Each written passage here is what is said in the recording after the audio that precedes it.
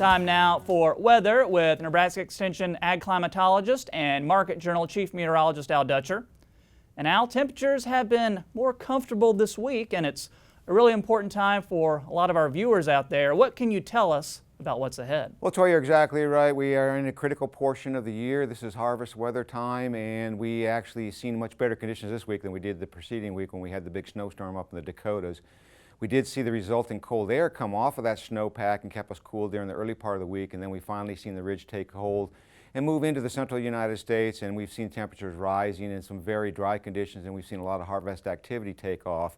Further to the east, I was in Michigan this last weekend, came back during the early part of the week, really didn't see any activity until I got to LaSalle, Illinois on the way back. Just a couple combines out starting to take on beans, but from Iowa, or basically from the Iowa border over to Des Moines, I'd estimate 2 to 5% of the soybean crop was out.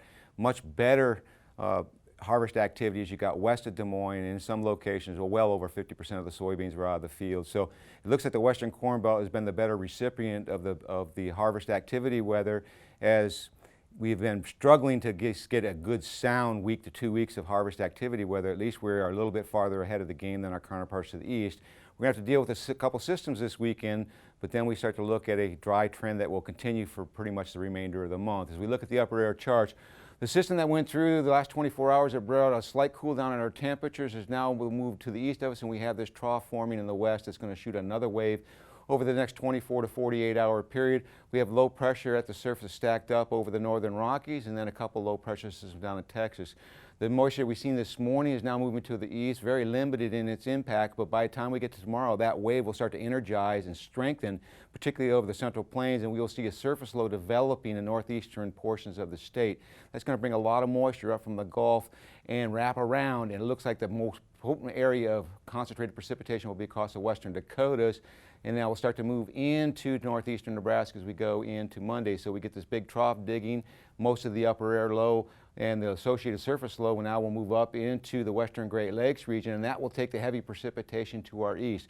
So the areas that have been battling the wet conditions will continue, and then on Tuesday we see that first system now starting to exit out the eastern United States. We see another wave moving into more of a zonal flow that will start to emerge and start to form a low pressure in the western North Dakota. Really not no moisture associated with this system, as the main activity will be over the Great Lakes and the eastern Corn Belt, but that system will strengthen and dive toward the southeast, and that will bring in some fairly reinforcing cold air into our region. And in fact, we will see temperatures drop well below normal with this frontal boundary, but the moisture with this system looks to be very sparse to the north, as surface flows to our south and into Illinois will basically rob a lot of the moisture feed.